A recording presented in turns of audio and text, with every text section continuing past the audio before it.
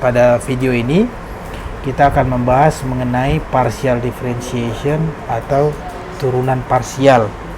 Jadi yang pertama kita akan menurunkan rumus-rumusnya.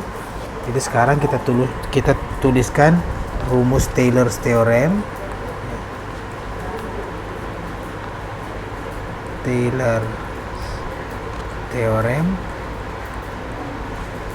Untuk satu variabel yang diberikan oleh persamaan yang ada di bawah ini, seperti ini ya, dimana n x ini adalah turunan ke n dari fungsi fx. Jadi Taylor's Theorem ini dia mengekspansi fungsi fx tambah h ini menjadi deret ini ya, yang merupakan fungsi dari fx, fungsi dari fx dan turunan-turunannya. Sekarang apabila kita mempunyai z ini adalah fungsi x, y ya, jadi ini adalah fungsi dua variabel independen x dan y. Ini adalah variabel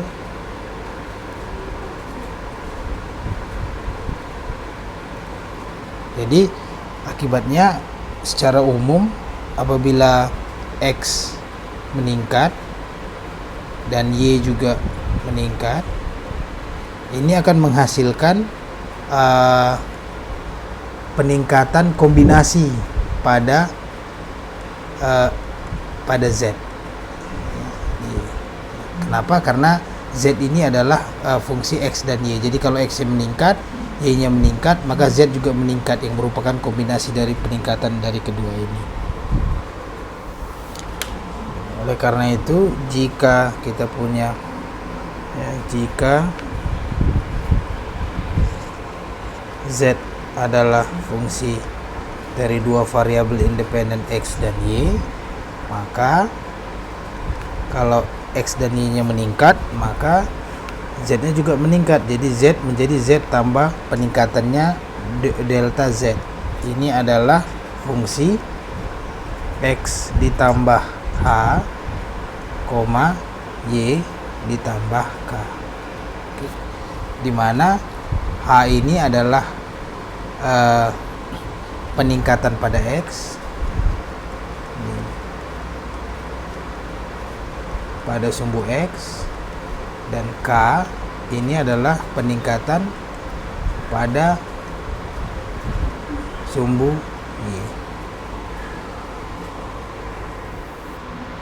ya. Jadi seperti kita lihat pada gambar ini ya, kita lihat di sini pada awalnya kita bergerak dari titik P. Jadi titik P ini adalah titik awal kita, koordinatnya x dan y. Kemudian sepanjang PR ini kita lihat ya, bahwa sepanjang PR itu nilai y-nya konstan sebesar y di sini, ini konstan. Jadi y ini konstan. Tapi kita lihat apa yang terjadi dengan x. X-nya mengalami kenaikan. X-nya mengalami kenaikan sebesar h. Ya kan? Jadi kita bilang di titik R ini x-nya menjadi x ditambah h. Oke. Sementara y-nya konstan. Nah, pada RQ, R menuju Q, di sini x-nya konstan ya. Ini x-nya konstan, lihat x-nya sebesar ini, yaitu x ditambah h. Ya, x sama dengan x ditambah h, ini konstan sepanjang RQ, konstan. Bagaimana dengan y-nya? Y-nya mengalami kenaikan. Lihat sumbu y ini mengalami kenaikan sebesar k. Ya, jadi y berubah pada titik Q, y berubah menjadi y ditambah k.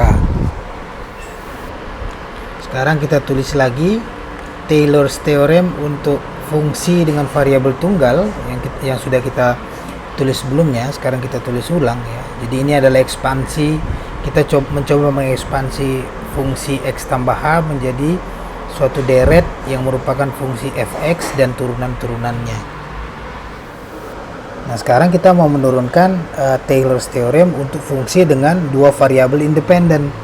Jadi bagaimana? Sekarang kita lihat dulu pada titik R ya, kita tulis pada titik R, kita tuliskan deret Taylornya. Jadi pada titik R-nya itu sekarang kita punya f x ditambah h, tapi sekarang di sini kita punya y ya, kita punya y. Jadi ini kita bisa tuliskan, kalau di sini kita tuliskan fx, di sini kita tuliskan fx, y.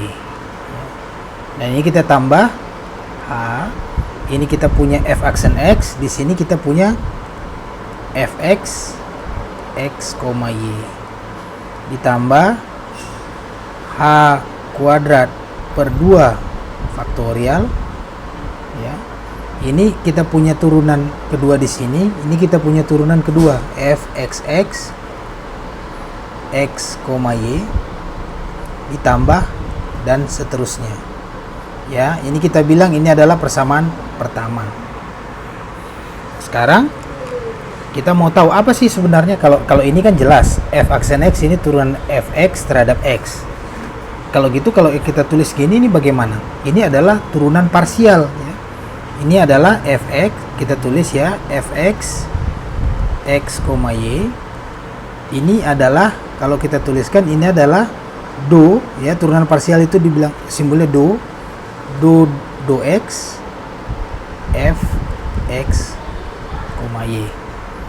Jadi di sini kalau kita turunkan terhadap x ya, ini kan kita turunkan terhadap x, berarti yang kita anggap variabel di sini ini hanya x, berarti y ini semua y dianggap konstan, ya. Jadi dia tidak kita libatkan dalam perhitungan turunan karena dianggap seperti konstanta saja. Jadi contohnya ya, supaya bisa mengerti, kalau kita misalkan kita punya fungsi fx, y ini adalah sama dengan x pangkat 3 y kuadrat.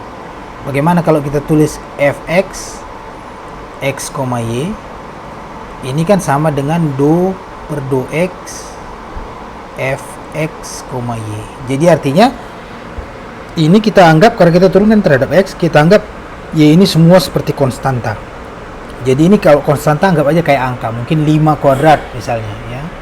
Yang kita turunkan cuman x pangkat 3. Turunan x pangkat 3 terhadap x adalah 3x kuadrat y kuadrat.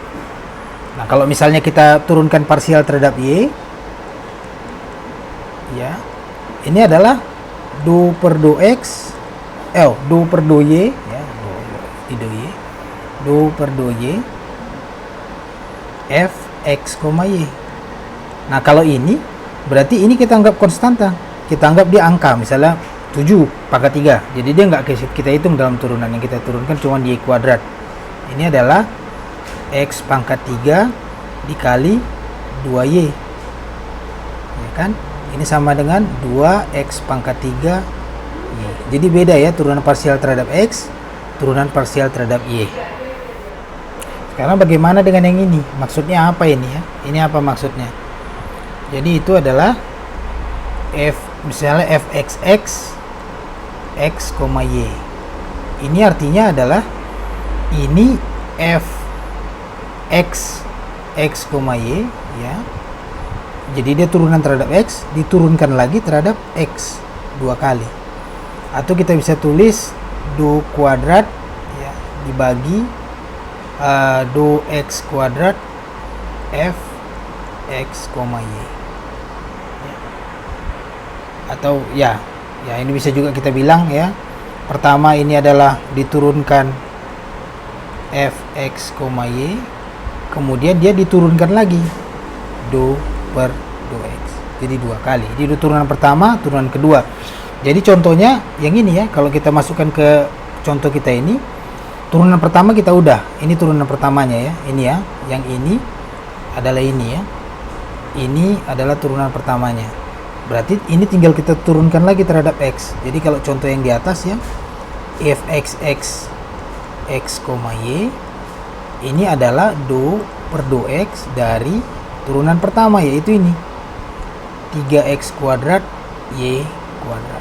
Y kita anggap konstanta, tidak berpengaruh, kita cuma turunkan ini, berarti kita dapat 6x y kuadrat. Sekarang dari R ke Q, kita lihat lagi, kita balik ke atas ya. Dari R ke Q, kita bisa lihat bahwa dari R ke Q ini adalah X-nya konstan, yaitu X tambah H, dan Y-nya mengalami kenaikan sebesar K, yaitu Y sama dengan Y tambah K. Jadi pada titik Q, kita dapat koordinat X tambah H tambah Y tambah K. Jadi kita lihat bagaimana pada titik Q, ya. Jadi pada titik Q, ya, yang koordinatnya adalah X tambah H, Y tambah K. Sekarang kita tuliskan lagi ya deretnya, ekspansinya. Jadi ini adalah sama dengan F, sekarang koordinatnya X ditambah H dan Y ditambah K. Ya, jadi kita ingat ini konstan ya, ini konstan. Yang berubah itu cuman ini. Jadi sekarang kita bisa bikin, kita ikuti cara sebelumnya. Ini adalah X tambah H, karena dia konstan dia tetap X tambah H, dan Y-nya berubah, jadi Y-nya variabel. Ditambah K, pertambahan Y-nya, dikali FY, ini adalah turunan parsial terhadap Y ya, seperti yang di atas ini, seperti ini. Ya. Dari fungsi Fx tambah H, Y. Ditambah K kuadrat per 2 faktorial, ya, 2 faktorial dikali turunan kedua terhadap parsial kedua terhadap Y dari F X tambah H, Y dan seterusnya ya. Jadi sekarang kita mau menuliskan persamaan 2 ya. Kita mau menuliskan persamaan 2 ini sebagai fungsi dari f x, y. Bagaimana caranya? Ya, kita mau menuliskan ini sebagai fungsi f x, y. Di sini ini masih fungsi f x tambah h, y. Kita mau tuliskan dia sebagai fungsi f x, y. Bagaimana caranya? Jadi bagaimana? Jadi kita kerjakan satu-satu ya. Coba kita namain. Coba kita bilang bahwa ini adalah A. Jadi nanti kita kerja dengan A dulu. Kemudian yang ini adalah B, nanti kita kerja dengan yang B. Ini adalah C, dan kita bisa lanjut ke turunan berikutnya ya, turunan ketiga D, E, tapi kita kerja dengan A, B, C aja dulu di sini ya. Jadi kita bisa lihat bahwa yang A ini ya, kita lihat yang A ya adalah Fx tambah H ditambah Y yang A. Ini kalau kita perhatikan dia itu sama dengan ini. Kita lihat ya, ini adalah fx tambah h, y. Ini adalah fx tambah h, y. Jadi yang A ini adalah sama dengan persamaan 1 ya. Jadi kita bisa bilang bahwa untuk yang A ini kita gantikan dengan persamaan 1 ya. Dengan persamaan 1. Jadi persamaan 1 kita gantikan yang A ini. Jadi semua yang A ini sama dengan ini persamaan 1 kita tuliskan lagi ya. Itu yang A sama dengan ini. Jadi yang A ini kita gantikan dengan semua yang ada di kotak biru ini. Bagaimana dengan yang B? Kalau kita lihat di sini yang B ini ya. Yang B ini adalah turunan yang A terhadap Y. Jadi B ini adalah turunan parsial A terhadap Y. Berarti untuk B, persamaan yang di biru ini kita turunkan secara parsial terhadap terhadap Y ya. Jadi kalau kita tulis, jadi untuk yang B ini adalah turunan parsial terhadap Y dari X tambah H, Y. Jadi ini kita turunkan terhadap Y, kita dapatkan FY X, Y ditambah H, Fx diturunkan lagi terhadap Y, X, Y ditambah H kuadrat dibagi 2 faktorial, Fxx diturunkan lagi terhadap Y, X, Y ditambah dan seterusnya. bagaimana dengan yang C? Jadi yang C ini adalah ini diturunkan lagi terhadap Y. Jadi yang C ini adalah F Y X tambah H, Y. Ini adalah F Y X, Y ditambah H F X Y X, Y ditambah A kuadrat 2 faktorial. Ini adalah F X X Y X, Y tambah dan seterusnya. Jadi sekarang kita lihat lagi apa maksudnya yang ini ya. Kalau yang itu maksudnya adalah F X Y X, Y. Ini adalah F diturunkan terhadap X ya, fungsi X, Y, kemudian diturunkan lagi dia terhadap Y.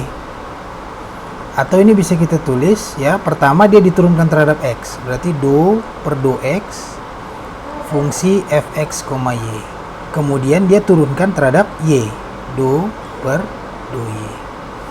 Atau kadang bisa ditulis orang, berarti ini adalah do kuadrat dibagi do Y do X ya. Jadi do Y do X, artinya diturunkan terhadap X dulu, baru diturunkan terhadap Y dari F X, Y.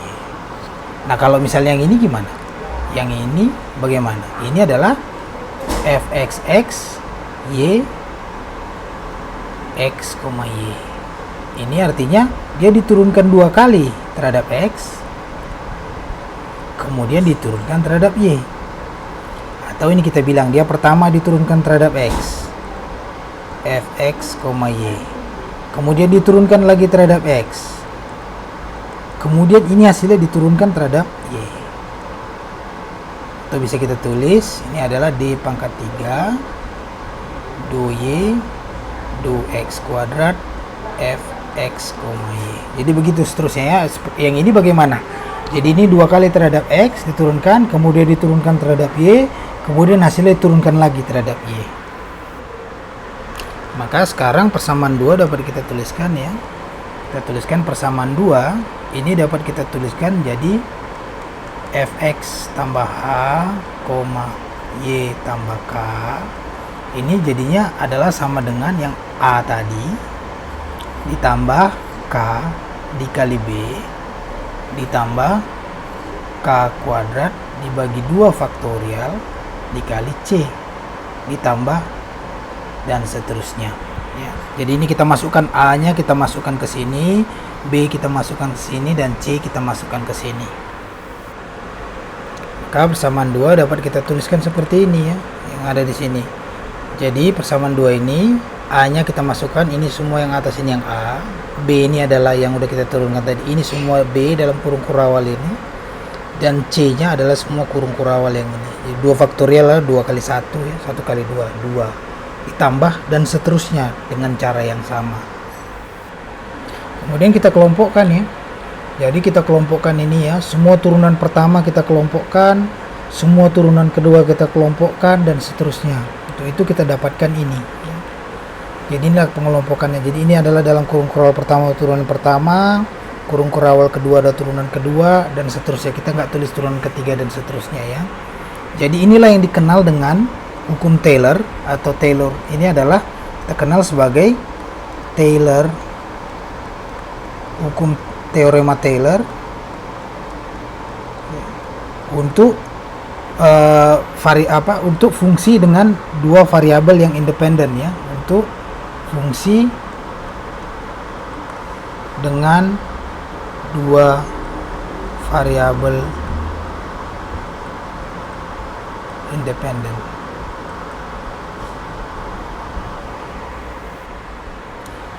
Jadi misalnya kita punya fungsi ya, kita punya fungsi Z. Fungsi Z ini adalah fungsi f x, H. Nah, sekarang ini Z ini berubah ke arah sumbu X ya, sumbu X nya mengalami pertambahan sebesar delta X, dan ke arah Y nya mengalami pertambahan sebesar delta Y. Jadi biasanya kalau kita taruh delta ini berarti pertambahannya itu kecil sekali, ya, sangat kecil. Jadi ini kecil sekali, ini juga kecil sekali. Jadi pertambahan z ini juga kecil sekali, ya. Jadi ini z-nya akan berubah menjadi z ditambah delta, ya, ini lebih z ditambah delta z, ya. Delta z.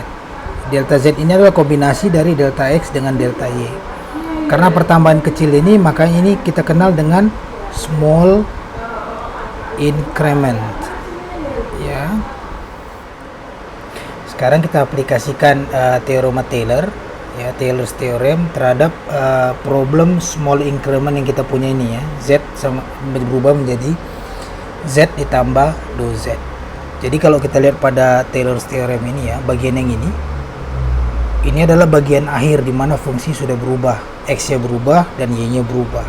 Itu untuk problem kita adalah sama dengan ini, ya. Ini adalah sama dengan ini. Jadi kita bisa tuliskan z ditambah delta z sama dengan fxy ini adalah sama dengan ini. Berarti itu adalah z, ya. Ini adalah z ditambah dalam kurung h itu adalah delta x. Ini adalah delta x. Nah, bagaimana dengan fx turunan parsial terhadap x dari ini? Ya, coba kita lihat di sini, ya. Fx dari ini adalah dou per dou x dari fx, y. Fx, y itu adalah z. Ya, ini adalah z. Maka ini adalah dou z per dou x. Oke. Ini saya hapus, ya, supaya kita bisa tulis, ada space buat menulis.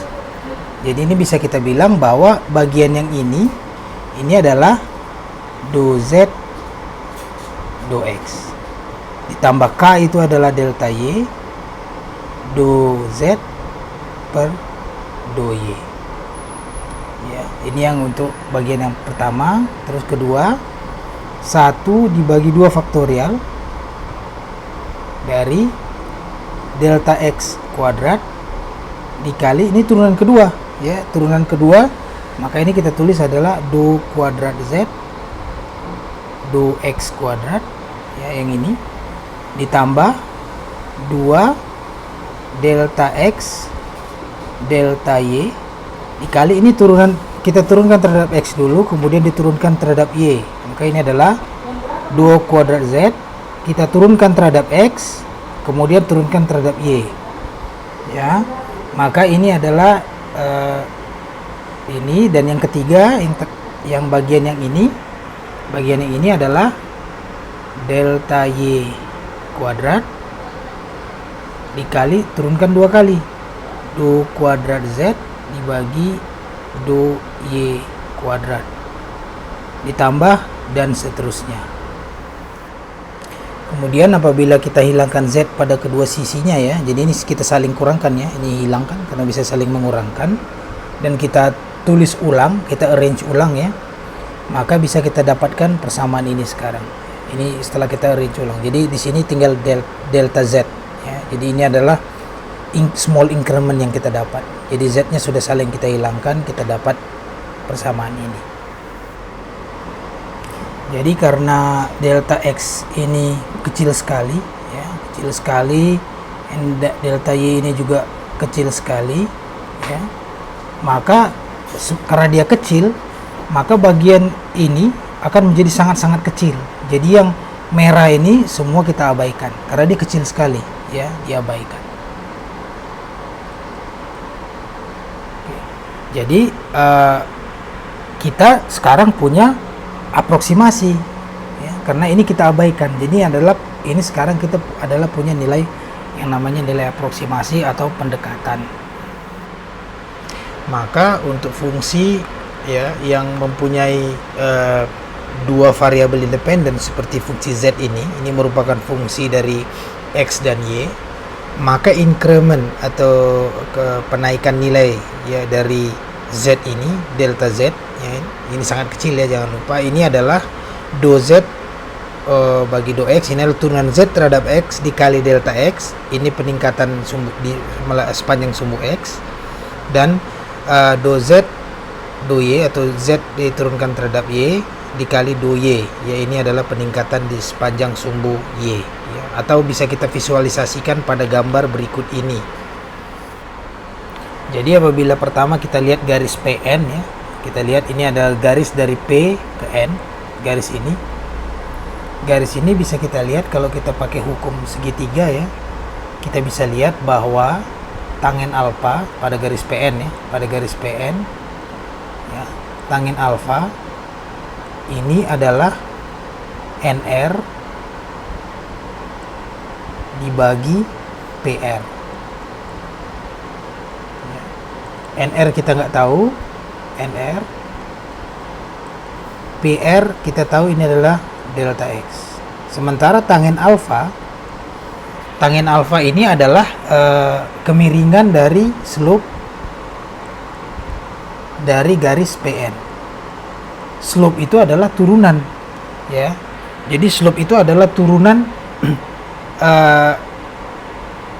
garis PN ini terhadap sumbu X, ya. Jadi ini adalah do Z dibagi do X. Kita masukkan ke sini, ya. Jadi kita bisa dapat NR dibagi delta X ini sama dengan do Z dibagi do X. Maka bisa kita susun bahwa NR sama dengan do Z dibagi do X dikali delta X. Ini sama dengan ini. Dan jangan lupa bahwa NR ini panjangnya sama dengan QM. Ya, ini sama dengan QM. Sekarang coba kita lihat garis PL ya. Sekarang kita lihat garis PL. Nah, garis PL ini juga ya dengan hukum segitiga ya. Kita bisa tahu bahwa tangen dari beta ini adalah LS dibagi PS, ya kan? Nah, sekarang LS nya kita nggak tahu ya, LS berapa besarnya. PS kita tahu, PS itu dari sini ke sini itu sama dengan dari R ke Q adalah delta Y. Dan kita tahu bahwa tangen beta ini adalah slope ya, slope dari PL. Slope PL itu adalah turunan pertama terhadap Y, yaitu adalah do Z do Y. Maka ini bisa kita tulis do Z do Y, yaitu tangen beta sama dengan LS dibagi delta Y. Maka LS sama dengan do Z do Y dikali delta Y. Ya, jadi kita lihat bahwa panjang LS ini sama dengan panjang MT. Sama dengan MT. Jadi kalau kita jumlahkan ya, QT ini adalah QM ditambah MT. QT ini adalah total increment dari delta dari Z ya. Jadi ini adalah delta Z. Ini adalah QM adalah yang ini. Ini adalah QM adalah yang ini, yaitu do Z dibagi do X dikali delta X ditambah MT. MT adalah yang ini, do Z dibagi do Y dikali delta Y ya. Jadi sekarang kita udah turunkan. Jadi ini adalah penggambaran dari yang kita dapat pada rumus ini. Jadi kalau sekarang kita punya fungsi dengan tiga variabel yang independen. Jadi misalnya kita punya fungsi U. Ini adalah fungsi dari tiga variabel independen X, Y, dan Z. Jadi di sini tidak sama dengan Z yang sebelumnya ya. Z di sini independen. Dia tidak bergantung terhadap X, tidak bergantung terhadap Y. Kalau sebelumnya yang kita punya di sini ya, yang ini dia bergantung terhadap X dan Y. Kalau ini tiga-tiganya independen. X independen, Y independen, dan Z independen. Kalau begini incrementnya bagaimana ya? Incrementnya adalah delta U, increment dari U. Ini adalah turunan parsial U terhadap X dikali increment pada sumbu X, delta X, ditambah do U, do Y, delta Y, ditambah do U, do Z, delta Z. Ya.